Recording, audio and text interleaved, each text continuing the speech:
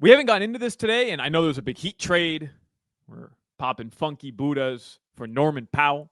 But Asante Samuel had some choice words about the Miami Dolphins front office and coaching, just in general, how the Dolphins are being run right now. And I Asante don't know if Samuel Sr.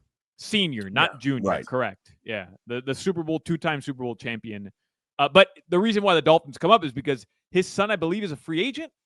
Yeah. There was So some talk that the Dolphins were interested. Well, Yep. probably not anymore because Asante Samuel Sr. torched Chris Grier. He torched Mike McDaniel. He said they don't know what the hell they're doing, essentially. He said they get pushed around. He said Yeah. he said Chris Grier's a pushover and Mike McDaniel's a pushover. I mean, used those words and Yeah. said that they don't stand up to the athletes and they're just he torched them.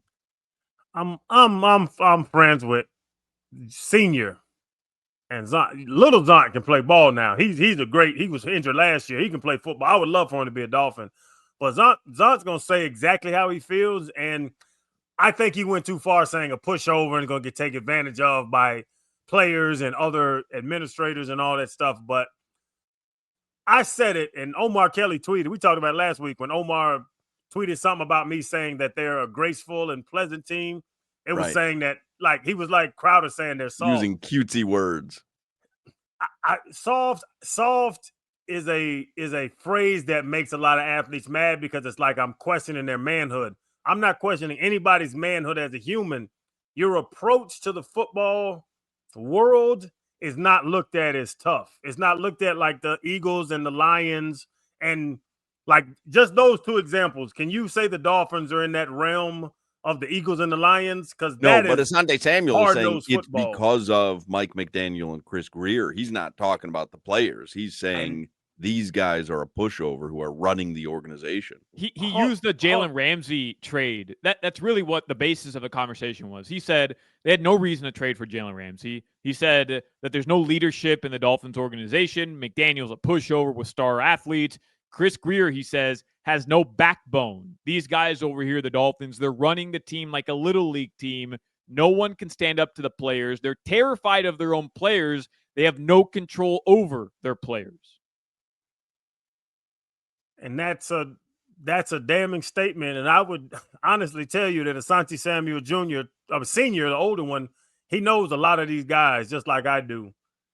I think we all kind of know that, though, after last season, after all the stuff that came out. Like, I mean, I think that's where the whole trading Jonnu Smith and drawing a line in the sand and trying to redefine what the organization is and does is a calculated effort to try to regain control of a situation that they had lost control.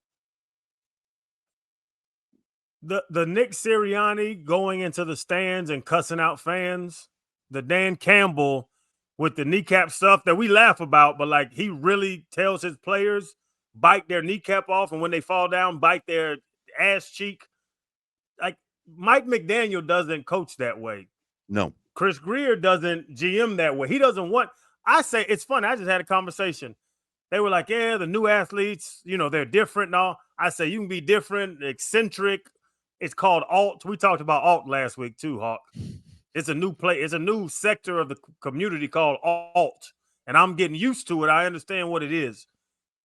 You need some dudes that'll go to jail and not have a problem with it on your team. We don't have no monsters. We don't recruit monsters. We don't want monsters. And I think that's a problem because I was a monster. So I think you need some Crowders on your team sooner or later. Well, I think you need, though, control, organizational control. I think that's more of the discussion. And I really do believe that Mike McDaniel came in 3 years ago, 4 years ago with a mindset of players know what to do. Players know what's best for them. I'm going to give them the best tools by running creative offenses and being the best coach that I can be. But I'm not going to coach grown men. I'm not going to set rules for grown men if they think it's appropriate. And again, I have no knowledge of anything. This is my take. Yes. I'm not going to start fining people if they're late to meetings, or I'm not going to hit them where it hurts, because in the end, all we want to do is win, and adults will act like adults. And I think after 3 seasons, there's been a little bit of a shift in that attitude, because they kind of realize, you know what? We may have been taken advantage of or pushed around, like Asante Samuel was saying. Like, maybe we have been. And so, no, we're not going to give Jonnu Smith a new contract. And, oh, Jalen Ramsey doesn't want to be here? Okay, bye-bye.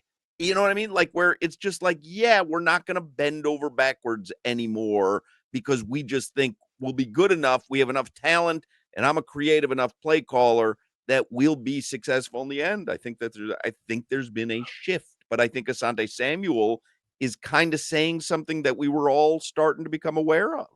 Yeah, and it's all the adjectives that we're trying to run around with it, but it's just not toughness. It's just not leadership. It's not alpha male type stuff.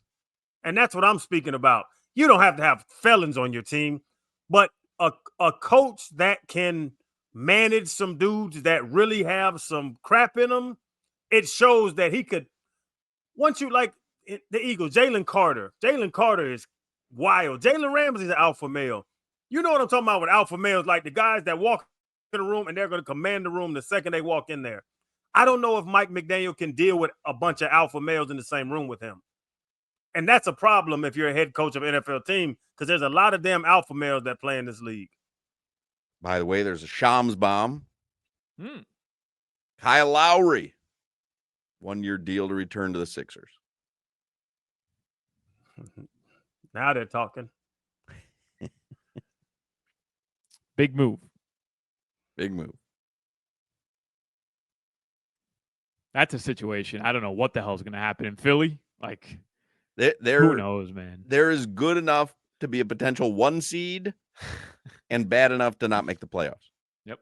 I saw a tweet when I was on vacation from Louis Riddick, and this describes the Sixers just as much as he was describing the Dolphins. But he said the Dolphins are a complete unknown. Yeah. They could be really good, and they could be a dumpster fire. You literally cannot peg what the Dolphins are going to be next season. I think there was a little bit in Louis Riddick's assessment of the Dolphins, because he said, I don't know what they're doing. What is the direction of the Dolphins? There's a little bit of what he was saying in what Asante Samuel is saying, I think, as well. I'm not saying that the two statements are similar, but he's trying to figure out what are the Dolphins building? Does anybody know? Direction? Are they rebuilding? Right. Are they opening their window? Yeah, I get it. Yeah. All right, the Miami Heat, they have officially welcomed Simone Fontecchio. They have tweeted out the Italian flag, and they said going to use this emoji a lot more this season. All right, and an Aperol Spritz, we hope. The Heat Nation Twitter account responds, "Mamma mia." Norman Powell is the newest member of the Miami Heat. Kyle Anderson and Kevin Love, we bid you adieu. Adieu.